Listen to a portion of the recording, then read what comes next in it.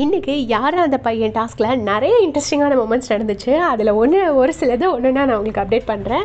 So first பார்த்தீங்கன்னா, கமருதீனுக்கு வந்து மேல்மாடி காலி அப்படிங்கிற மாதிரி ஒன்று வந்துருந்துச்சு. அவர் வந்து என்ன சொன்னார்னா, மேல்மாடி காலி வந்து பார்வதியை வந்து சொன்னார்.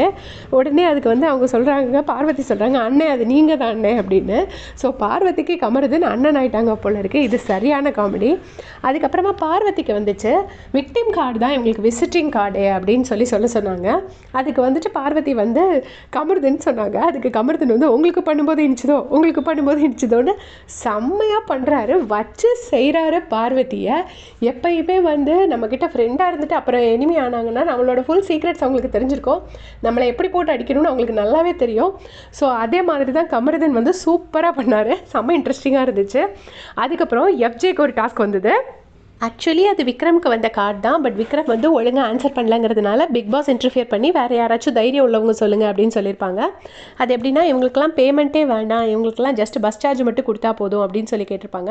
அதில் வந்து ஒரு சூப்பராக சொல்லியிருப்பார் எஃப்ஜே, வாட்டர் மில்லன்னு சொல்லியிருப்பாரு. ஏன்னா சும்மா ரீல்ஸ் தான் பண்ணிட்டுருக்காரு, இதை தான் அவர் வெளியே பண்ணிட்டு இருந்தார், இங்கே வந்து அதை தான் பண்ணிட்டுருக்காரு அப்படின்னு சொல்லிட்டு இவரை சொல்லியிருப்பார், வாட்டர் மில்லன்னு சொல்லுவார். அதுக்கு தான் அந்த நம்ம ப்ரொமோவில் பார்த்த சண்டை, அவ்வளோ சண்டை. வாட்டர் மில்லன் இவன் எப்போ பார்த்தாலும் சீக்கு வந்த கோழி மாதிரி இருக்கான்னு.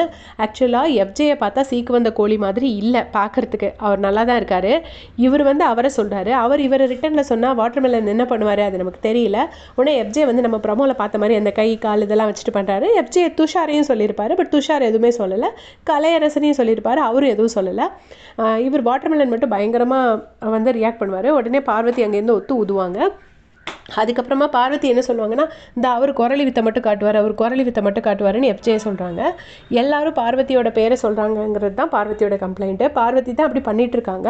ஏன்னா வியானாக்கும் பார்வதிக்கும் ஒரு நல்ல ரிலேஷன்ஷிப் உண்டு. பட் அவங்க வியானாட்ட கேட்டதுக்கு கூட எல்லாருமே ஒருத்தரை பற்றி தான் புலம்பிட்டு இருக்காங்க அப்படின்னு சொல்லும்போது கூட வியானா வந்து பார்வதியோட நேம் தான் சொல்லியிருப்பாங்க. ஏன்னா பார்வதி தான் உண்மையிலேயே வந்து பார்வதி பற்றி தான் எல்லோரும் புலம்புறாங்க. ஏன்னா பார்வதி கிட்ட போய் பேசி ஜெயிக்க முடியாது. அதுக்கப்புறமா ரம்யா ஜோ கிட்ட கேட்டிருப்பாங்க, சாப்பிட்றது தூங்குறது ரிப்பீட் அப்படிங்கும்போது ஒரு வாட்டர்மெலனை சொல்லுவாங்க. அதுக்கு தான் அவ்வளோ சண்டை. அந்த இடத்துல பார்வதி ஒரு ரொம்ப மோசமான ஒரு விஷயம் சொல்லியிருப்பாங்க, நீங்கள் ஆடுறீங்கல்ல, அந்த ஆடுறதுக்கு தான் உங்களுக்கு ஓட்ஸ் வருது அப்படின்னு. யாரும் யாரோட ப்ரொஃபஷனையும் சொல்லக்கூடாது. பட் இங்கே எப்படின்னா, யாருக்கு ஃபேன்ஸ் இருக்குது யாருக்கு ஃபேன்ஸ் இல்லை அதை மட்டும் தான் பார்த்து மக்கள் டிசைட் பண்ணுறாங்க. ஒருத்தர் சொல்கிறது தப்பாக ரைட்டான்னு யாருமே யோசிக்கிறது கிடையாது. ஸோ இது வந்து ரம்யா ஜூவை சொன்னனால பார்வதிக்கு எந்த பிரச்சனையும் வரப்போகிறதில்ல. சப்போஸ் இன்னொரு ஃபேமஸான பர்சனை சொல்லியிருந்தால் மேபி பார்வதி சொல்கிறது தப்புங்கிற ஒரு விஷயம் வந்து வெளியே வந்திருக்கும். ஸோ இதே மாதிரி அப்டேட்ஸ் நான் உங்களுக்கு அடுத்த செட்டையும் ரெடி பண்ணி சொல்கிறேன். தேங்க்ஸ் ஃபார் வாட்சிங்.